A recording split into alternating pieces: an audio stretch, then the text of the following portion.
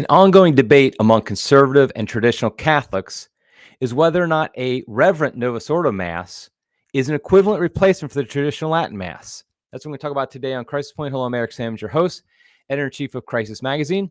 Before we get started, I just want to encourage people to smash that like button, to subscribe to the channel, and don't hit the notify button, though, because you have a life outside the internet. You don't want your phone telling you what to do. Also, you can find us on social media at Crisis Mag. Subscribe to our email newsletter. Just go to crisismagazine.com, fill in your email address, and you will get our articles sent to your inbox every day, usually 2 articles a day. Okay, so I'm doing this a little bit. Usually I podcast solo on Tuesdays. I'm doing it on Monday because I will be in Detroit this week. And so I encourage people who in the Detroit area, come hear me give talks. I'll be talking about my book, the topics of my book, Deadly Indifference, How the Church Lost Her Mission, How We Can Reclaim It. I'll be at 3 different parishes. Now, I will note that all 3 of the talks are essentially the same talk, but they're in different areas of Detroit. So I just encourage you to, if you're watching this live or right after I record the week of February 19th, 2024, to come check it out. I'd love to see you there. Okay, so the reason I'm bringing up this topic about Reverent Novus Ordo versus a traditional Latin Mass is because in Austin, at the cathedral, the bishop announced the cathedral had a TLM, had a traditional Latin Mass. It celebrated. And the bishop announced that it would be ending next month in March. And in it, he basically indicated that he was doing this under the directive of the Vatican. I mean, essentially, the Vatican told him to do this, so he did this. Now, he did note one thing, though, which is a little bit different than some of the different bishops who've shut down TLMs, who've just basically said, you're done.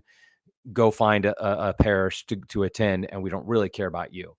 He instead, I'll put up the letter. I don't know if you can read it. Probably can't read it on the screen here.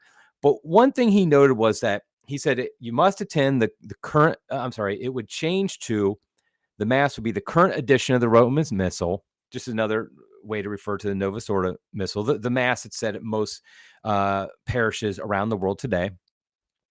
He noted, however, contrary to most masses said around the world today, that it would be in the Latin language at the cathedral's high altar and using ad orientem orientation, meaning the priest would be facing the altar, facing the same direction as the people. And so this was something interesting because it was clearly seen by most people as, okay, you're not going to get to the traditional Latin Mass. I have to take that away. Whether or not the bishop wanted to or not himself, we can all debate about that, whether or not the Vatican basically told him you have to, whether or not he should have disobeyed the Vatican, not done it. That's a different debate, a different subject. But ultimately, what he did say, though, was that we're going to have a Novus Ordo instead, but it's going to be in the Latin language at the cathedral's high altar and ad orientem. So clearly that's different than the way most Novus Ordo Masses are celebrated. They're almost always in the vernacular. They're almost always versus populum, facing the people, and they're rarely at a high altar. Usually, by the way, if it's at a high altar, it has to be ad orientem because you can't get on the other side of the high altar. It's usually affixed to the wall. I'm not 100% sure about the cathedral in Austin. I think that's the case. I saw a picture of it. Amanda on Twitter sent a picture of it. I can't remember for sure about that part. But the point is that this would be, I think most people would agree that you could call us a Reverent Novus Ordo. We'll talk about what that means in a minute. Some would call it a unicorn Novus Ordo because it's not very common. But what this did was what I thought was interesting was I noticed that this reignited debate among conservative and traditional Catholics between them about whether or not this was like good enough. Is a Reverent Novus Ordo just as good as a traditional Latin Mass? And this is something that really divides conservative and traditional Catholics who might be in agreement about other things. And this hits right to the heart of the Crisis Magazine audience, because we have both Catholics who attend the traditional Latin Mass, Catholics who attend the Novus Ordo, but I would guarantee that of Crisis readers that attend the Novus Ordo, most of them would attend a more reverent, if nothing else, Novus Ordo. And I've seen this debate on Twitter, on Facebook, on social media, within the pages of Crisis about, is this the same? Is this essentially good enough what the bishop is doing in this situation? Now, I want to say that before I get started, I've been in the midst of this for years myself. I've been on both sides. I started attending the traditional Latin Mass in 2011. Before that, I attended a Novus Ordo parish. And whether or not it was reverent, I mean, I think I'm going to talk about this in a minute. Yes and no. I mean, the one I used to attend, by the standards I would give today, I'd probably say no. Although at the time I thought it was good enough to attend and with my kids, better than some of the other local ones. But then I started attending the traditional Latin Mass. However, between 2011 and today, so 13 years, there was a 3-year period there. Yeah, 3 years where I attended a Mass very much like the one that was described by the bishop. It was in Latin. It was at a high altar. It was ad orientem. And so it would be considered a Reverent Novus Ordo. And I attended that for 3 years, my family as well. So I've seen it. I know it exists. I've attended it myself for years, as well as attending the traditional Latin Mass. And so I feel like I'm in a pretty good position to compare and contrast, to say, is this good enough? Should traditional Latin Mass goers basically be like, okay, thank you, Your Excellency, I understand you had to change it, but what you've given us is good enough, and we shouldn't complain. We should basically just go about and go to this Mass instead. Now, before I really get started in that, I want to make a few qualifications I feel like are necessary for any discussion of this on the liturgy and the Novus Ordo and all that. And so I'll make these qualifications first. The first one is simply, I've noticed that some Catholics do not like it when people refer to the current edition of the Roman Missal as the Novus Ordo. They feel like it's a term of insult. I get that there definitely are people who have used it in such a way that they've turned it into an insult. I do not intend it like that. I simply am trying to find a easy descriptor to describe what Mass I'm talking about. The fact is that Pope Francis took away the ordinary form, extraordinary form that Pope Benedict used, because he basically blew that out of the water with Traditionis Custodes. And he basically says that the what I'm calling the Novus Ordo is the only Roman rite currently. And so if you say Roman rite, people are like, well, which are you talking about, the traditional Latin Roman rite or the new one? If you say the current edition of the Roman Missal, it's too long. So I'm just calling it the Novus Ordo. And if people take offense to that, I mean, so be it. I can't help that. I don't mean it as an offense. I just mean it as a descriptor of what the Mass is. It's the new order, Novus Ordo. That's what it was called initially. So I'm calling it that. If there's some other better descriptor, let me know. But I mean, like I said, ordinary form's kind of out the window now by Pope Francis himself. Second qualification I want to make before I really get into the comparisons is the Novus Ordo Mass is valid. If it's celebrated the way it was written and described by in the documents, it's a valid Mass, period, end of story. This debate is not whether or not it's valid or not.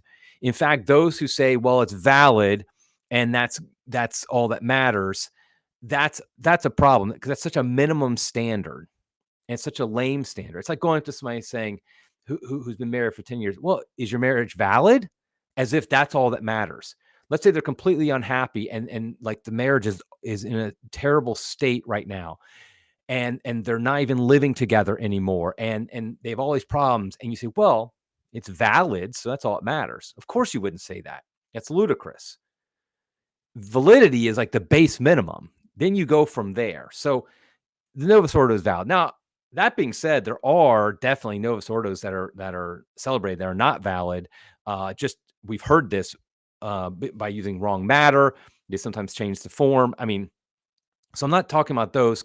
Like, I know there's a chapel not too far from me, a university chapel, Catholic University, where they don't always use the proper matter. The bread is not always proper, and so it's not a valid Mass. That would not be a valid Novus Ordo. But we're not talking about that. We're just talking about your regular garden variety Novus Ordo. It's valid. That's not part of the debate. And I'm not even addressing that point. So when my title of my podcast was, are they the same? You could say, well, they're both valid Masses, but you could say the same thing about the Eastern liturgies, the liturgy of St. John Chrysostom. That's also valid liturgy. It's not the same as a traditional Latin Mass. And so let's get into what really matters here, not just whether or not it's valid. Because honestly, I feel like the question of, is it valid? As long as it's valid, that's all that matters. I think it's a very man-centered, human-centered way of looking at it. Because I feel like what it does is it makes the Mass, it's almost like a Pez dispenser. As long as it gives you a valid Eucharist, you're good. That's all that matters. Well, with that attitude, you give a priest doing the absolute minimum, just say the words of consecration, maybe, whatever you need to make it a valid Mass, just say that alone and then distribute communion and you're done. And that's the same. I mean, hopefully nobody would think that's legitimate. So questions of validity are, I think, man-centered questions, human-centered questions, because all they care about is, am I receiving a valid Eucharist or not? But here's the problem. That's not what the Mass is for. The Mass isn't simply for you to receive a valid Eucharist. The Mass is about the glorification and worship of the Almighty God, at which you will receive communion if you so choose. You don't have to. That's the thing, is you can have a completely valid and Mass without receiving communion. So again, validity is not what matters. Another kind of qualification or statement I want to make is, I think it's, how do I want to word this? I think it's incredibly uncharitable and frankly anti-Christian if a Catholic sees a Mass being that people are devoted to taken away from them, a Mass that's been celebrated for centuries, taken away from people, and they think that's a good thing, or they don't care about the emotional impact of the people who are involved. Somebody who's maybe been attending a Mass for decades, and then it's just taken away from them. I don't think that's something that we should just act like isn't a big deal. Even if you believe that the Reverent Novus Ordo is equivalent, essentially equivalent, you should recognize at least an attachment to something that has been going on for over 1,000 years. I mean, if you could really trace the traditional Latin Mass back very directly to the time of St. Gregory the Great, but even if you just want to trace back hundreds of years, it's something many saints have nourished their souls on. And so we should always recognize the harm and the injustice of it being taken away, even if we believe what the bishop is offering in response as a replacement is good enough, so to speak. Let's at least recognize that. Another qualification I'll make, I haven't even gotten to the comparisons yet, is that a Reverent Novus Ordo is objectively a good thing in the church today. I don't want to make it like it's not, because we all have been to Masses, Novus Ordo Masses, likely, that are not reverent and that really are scandalous. And so when a priest takes the celebration of the liturgy that he's been given, the Novus Ordo, and what we're talking about in this case, and he celebrates it as reverently as possible, as close to the rubrics as possible, and the best of his ability, I think that's objectively a good thing. And I think it'd be wrong to act like that's somehow a bad thing. So I'm not saying that a Reverent Novus Ordos that are celebrated in other places, that they're bad things, or even the one that will be celebrated in Austin is a bad thing. The question is going to be is it equivalent? Is it the same? Is it as good as, frankly, a traditional Latin Mass? Now, this gets into the question of what is a reverent Novus Ordo Mass. What do we mean by reverent? Notice you almost never say here a reverent traditional Latin Mass, but you talk about a reverent Novus Ordo. That's because, unfortunately, it's all too common to not have reverent Novus Ordos. Now, here's where I'm not talking about clown masses. I mean, that's always the joke. I kind of like the line, clown masses. Either a trad will say that they're all clown masses, or a Novus Ordo defender will say, oh, there's not any clown masses. There's not very many clown masses. I mean, I don't even know if there are anymore. I mean, a truly clown mass. And there's rarely a truly over the top, like anti-reverent Novus Ordo celebrated anymore. I don't think that's a common thing. However, is the typical Novus Ordo Mass as it's celebrated in the typical parish, is it reverent? Now, this, I will admit, I think we get on some subjective grounds. It's not necessarily an objective standard. Certain objective standards, yes, absolutely. And there's certain subjective standards as well. I would argue that our standards of what makes a reverent Mass have been so lowered over the past 50 years that we really can't judge what a Reverent Mass is, a Novus Ordo is, very well. If you pluck the average Catholic out of the pews from the 1940s, let's say, you inserted him into the average Novus Ordo parish today. So like I said, I'm going to Detroit this week. You take some guy from the pews in Detroit, 1940s, you put him in a pew of an average parish in Detroit today. Do you think he would think it's reverent? Altar girls coming up, an army of aged women, Eucharistic ministers, the priest facing the people, the casualness in which it's said, the music that's often terrible, does not uplift one to God. All of these things, would he think it's a reverent Mass? I don't know. I kind of think he wouldn't. And that should tell us something. That I think it should tell us that our standards of what is reverent have degraded over the decades. And so I would argue that the problem isn't necessarily the clown masses, because those are obvious. Everybody knows something wrong with them.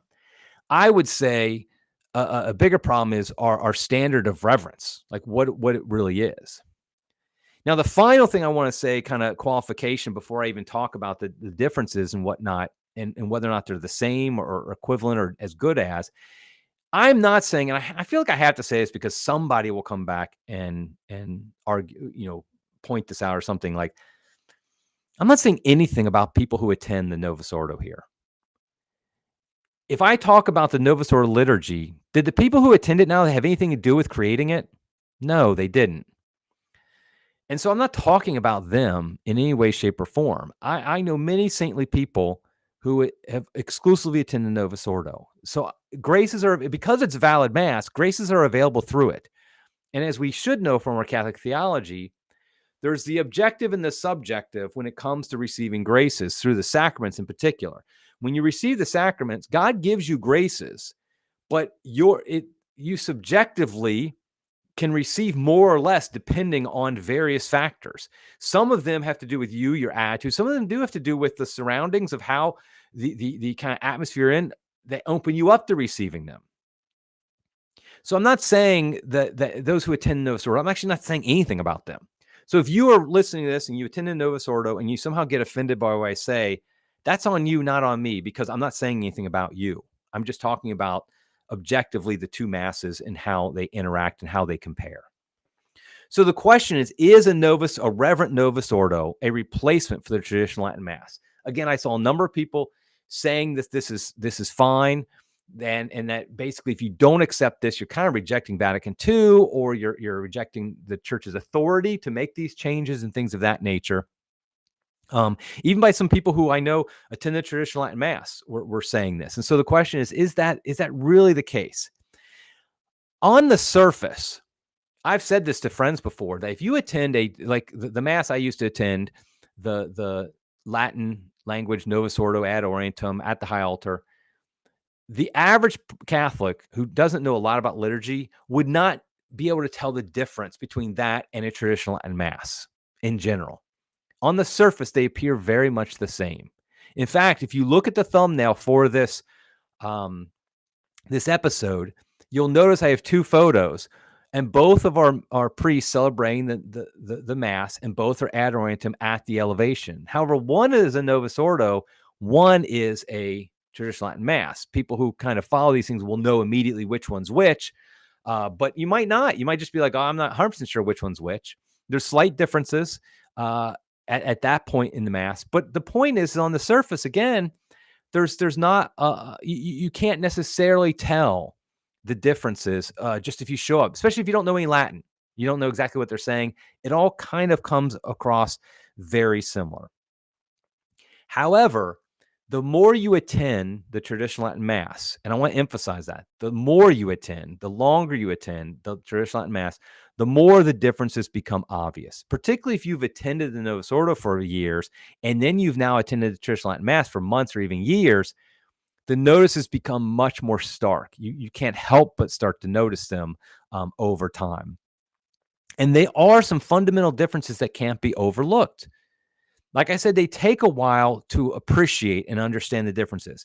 The most obvious differences are when you If you just read the missals, if you follow along in the missal, that's when you really start to see the differences. In fact, I still remember my parish, my Novus Ordo parish, this was 15 years ago or so, something like that. Soon after Summorum Pontificum came out, our pastor decided to do a traditional Latin Mass.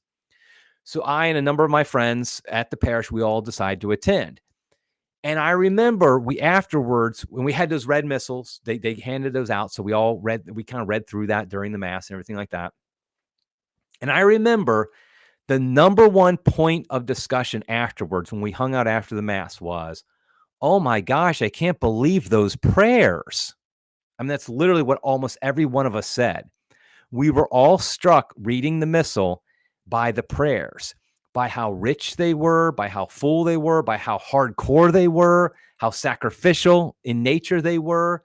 It really struck us. And these are people, remember, we were all devoted attendees of the Novus Ordo Mass. We all knew we had missals for that Mass. We followed along. We knew the prayers of the new Mass. And now also when we were reading the prayers of the old Mass, we're like, holy cow, this is a big difference. Now, of course, you might have seen online, like the differences between the collects, the prayers of the day. Like during Lent, which is what we're in right now, you can really tell because the collects in the traditional form of Lent often mention fasting explicitly, often talk about how our need to fast, whereas the new Mass, it doesn't mention that. It very rarely mentions that. But there's so much more than that. The canon itself, and things of that nature, the prayers at the foot of the altar before the Mass. I mean, that's basically just you're reciting a psalm, but still that's an addition. The last gospel, of course. There are lots of different changes in the actual prayers. There's additions or subtractions and what have you. And it really is significant. I mean, it really is. I would recommend, if you've not watched the Mass of the Ages movie, the trilogy, episode 2. Episode 2 goes through in detail some of the differences between them. And they really are quite stark. And like I said, we noticed them when we read the missal for the old missal for the first time. I and my friends were like, holy cow, this is a lot different. This is something one person said. And I remember they said, wow, this just sounds Catholic. Now remember, this is not a theological insight or anything like that. This is just an average Catholic who just was like, holy cow, these sound really Catholic, these prayers. And it's true. They really do. So that's a major difference. The prayers that are being said at the Mass are actually different between the two. And so I think that's something significant. Also, the gestures done during the Mass are very different. There are a lot more genuflections in the old Mass. There are a lot more signs of the cross made during the old Mass. There are things like, here's something if you look carefully at that thumbnail again, of the two images of the elevation of the host in the new and the old. In the old Mass, the server is holding the vestments of the priest during the elevation. Little things. I'm not claiming that those make the most difference in the world and all the graces in the world come because of something like that. But if you really start to study the old Mass, you see that all these gestures have reasons. They all have something behind them. And so this really does, highlight that the two Masses are not the same, in the sense there's just no way you can say they're the same. You can say they're related, but you can't say they're the same. And I wouldn't even claim they're twin brothers, and where they look a lot alike, but I would say that you could call them brothers, but not twin brothers. And the problem, so the issue here is that we have to ask ourselves, why are there differences between the two? Why were all these differences made? Now, here's the thing that people don't always recognize. Leaders in the church made these changes in the 1960s because they believed the new changes would be better at drawing people into the worship of God. They believed the new Mass was better than the old Mass at worshiping God and at drawing people into union with Him in worship of Him. That's simply the case. Why else? Otherwise, you're saying they did it because they were purposely trying to demolish the faith. I know some do claim that. I don't claim that.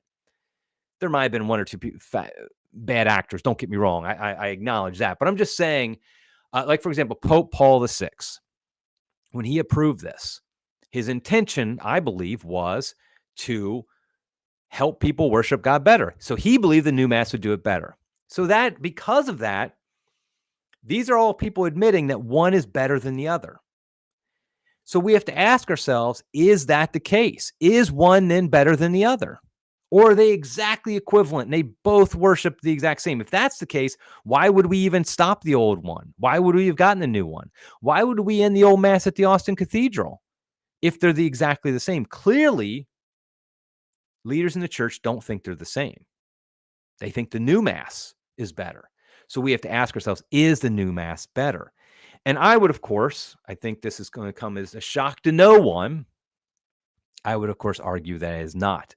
That the old Mass actually, with all the additional gestures, all the different prayers, all the different, lots of the different calendar, the different cycle, all of that was actually superior to drawing people into the worship of God.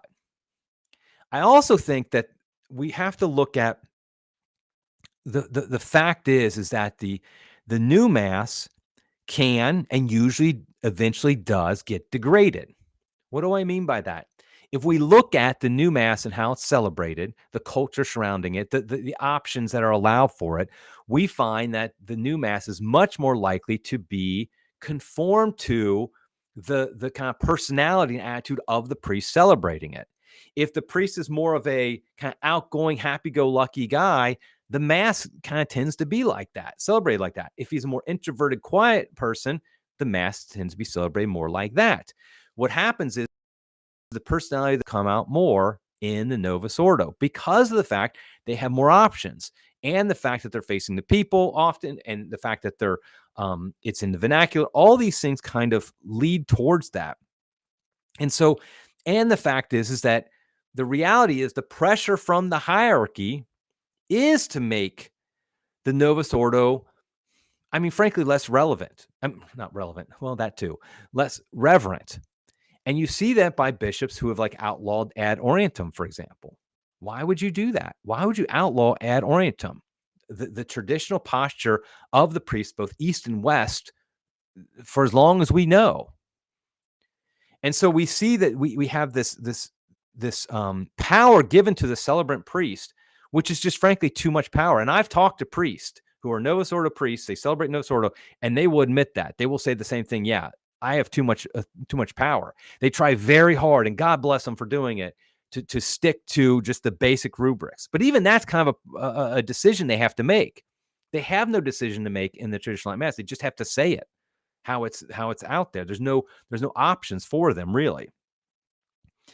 I would also say this is something that I think we don't always note, is that the culture surrounding the two, as of 2024, the culture surrounding the two are very different.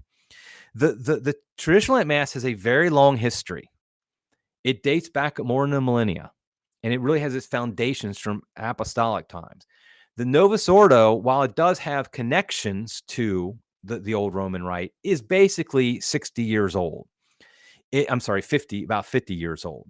It's about the same age as me, so I don't want to make myself older than I actually am. Because of that, the traditional Mass is more what I call antifragile. What I mean by that is it's less likely to be changed. It's harder to change. It's more, the derogatory term is fossilized, but that's actually its strength, is the fact that it's more solid, it's more secured. It can't really be changed very easily. The Novus Ordo, because of the culture surrounding for the past 60 years and its youth and all of that, it's much easier to change and degrade.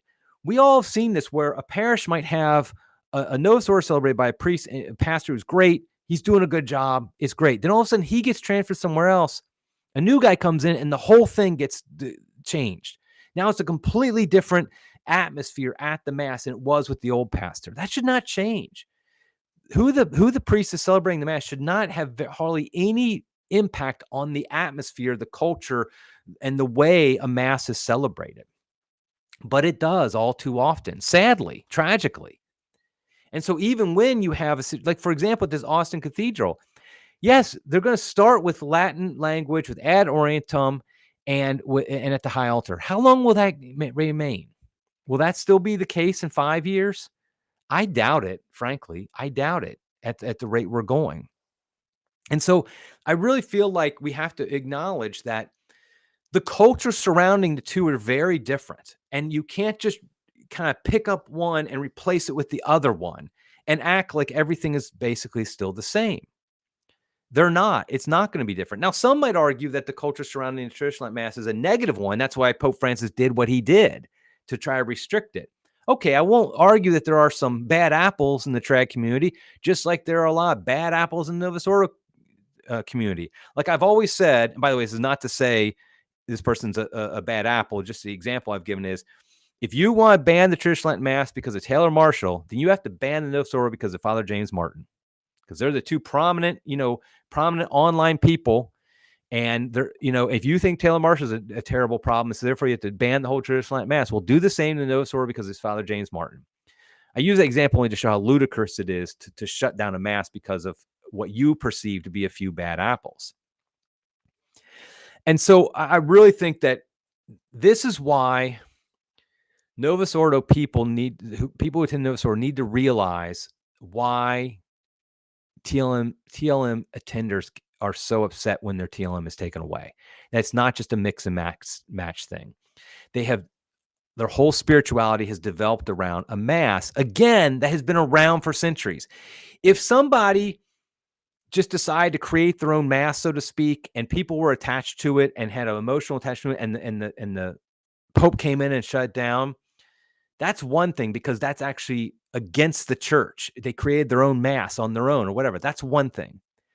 But if they're attached to something that literally millions of Catholics over the centuries have been attached to, that saints have been formed on, that have been developed by saints, and they're attached to that, and you take that away from them, I just think you have to recognize what a tragedy that is, and how difficult that would be for the people who attend that Mass. And it's not just a personal preference. Yes, it's a personal preference, but it's so much more than that. It's not just like, oh, I like Gregorian chant, so I go to this Mass. No, it's because you recognize that everything that's going on at this Mass has been going on for centuries, and it gives glory to God. And one final thing I want to say in the comparisons is an attachment to a TLM over the Novus Ordo, is this a rejection of Vatican II? Here's the thing I would like to say. I would argue that an English language traditional Latin Mass, a TLM celebrating English, is more in line with Vatican II than a Latin language Novus Ordo. I'll say it again. An English language traditional Latin Mass is more in line with Vatican II and the liturgical documents of Vatican II than a Latin language Novus Ordo. That's another thing that we have to remember is the Novus Ordo was created 5 years after, it was instituted 5 years after Vatican II ended. And most of the changes made have nothing to do with what was called for in the Vatican II. Vatican II does mention vernacular language. It actually doesn't emphasize that much, but let's just give that one. Okay, if you had the traditional Latin Mass in English, in the vernacular, but everything else is the same, that would be more in line with Sacrosanctum Concilium than Latin language Novus Ordo. So clearly it's not a rejection of Vatican II. It is a rejection of maybe some of the spirit of Vatican II, things that came out of it. And I'm not arguing, by the way, for an English language traditional Latin Mass. I'm just simply making a point here. So now the last thing I want to mention is, what should a Catholic do in this situation? I see some people say, okay, you have to find an underground Mass, underground TLM. You have to do this. You have to do that. I would say, so if you attend a traditional Latin Mass that's taken away from you and they replace it with a Reverent Novus Ordo, wherever the case, what should you do? Here's my number one piece of advice. I'm not going to tell you what you have to do because, frankly, it is a prudential decision. Now, I would argue that you should protest to your bishop. You should at least let it be known that you disagree with the decision, that you think it's a bad decision, whatever the case may be. Obviously, you can do that, and you should do that. But whether you decide to attend that Reverent Novus Ordo or go to another parish, find a Latin Mass, do whatever, go to the SSPX, that is a prudential decision that I don't think has a one-size-fits-all answer. There are a lot of factors that go into what Mass a family participates in, what time at parish, what parish, all these things. What else is available? A lot of things that go into that. So I'm not going to be here and tell you, you have to then find an underground TLM and go to that. Or I'm also not going to say you have to now keep attending that same parish, that same Mass you go to, and now you have to attend the Novus Ordo in its place. I don't think any of those two are absolutes. I think you should pray about it. I think you should ask God to give you guidance, illumination, and then do what you believe is best for your faith and the faith of your family. And that might mean finding a TLM somewhere else. It might mean attending that Reverent Novus Ordo. That's for you to decide. I do think, like I said, you should protest it to the powers that be. But which Mass you end up going to after that, that's up to you. And I want to say also, my last thing I want to say is I am very sorry for all those folks in Austin and in other places that where the traditional Mass has been taken away from them unjustly. It's no question in my mind it's an unjust taking away of something that cannot be considered an evil. It cannot be considered a bad in the church. The traditional Mass can never be considered that. It's just simply impossible to say that without undermining literally the entire basis of the Catholic Church.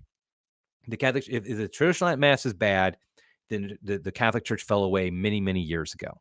So it's an injustice that was taken away, and I'm very sorry for those who did lose it. And I'll pray for you, and I ask we all pray for people in that situation that they could find solace and draw closer to the Lord this Lent, particularly if it's being taken away from them.